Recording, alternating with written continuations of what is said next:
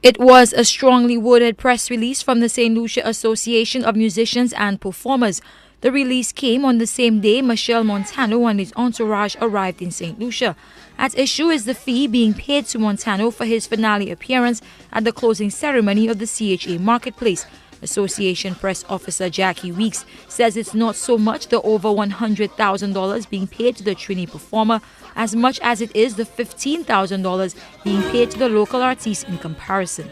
We think that it's time that St. Lucia has started showcasing their own at such events, since this is a trade show that is supposed to be showcasing the St. Lucia product.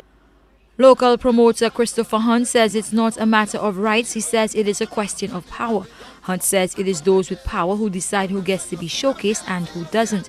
He says by selecting Montano and paying so much for him, they are sending a clear signal about what they think of St. Lucian culture. Right has nothing to do with equity or fairness anymore. It's about who has the power, right? I don't have the power. The people don't have the power, so at the end of the day, we have to take whatever is given to us. Obviously, the artists that I work with would love to get more exposure, more support, but if the will is not there by the powers that be, there's only so much that we can do. Weeks is also lamenting the lack of opportunity for St. Lucian acts.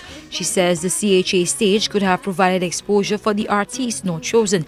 She says choosing 5 St. Lucian acts is a step backward in the wrong direction. The point is, at this point of time, we have an opportunity to showcase our local talent, and we should have the best of the best at this event. For instance, you have our very good artists like Barbara Cadet, Boo Hinkson, Luther Francois. Luther, who has just come out with a brilliant CD, so has Barbara Cadet. These are not being showcased. They haven't been asked. Acting Tourist Board Director Louis Lewis says St. Lucia will be showcased at the closing and at the event. He says Marketplace is a regional event, not a local show. Furthermore, music and musicians are not the driving force behind the event. We are hosting Caribbean Marketplace in St. Lucia, not only to showcase musicians. We have musicians who will be part of our entertainment. We have the product to display. It's a tourist board. We're into the business of bringing visitors to the island. We cannot miss that point. We have the product on display, we have the travel writers who will be writing about St. Lucia, we have our craft people on display, we have our music available, and we have performers at the closing show.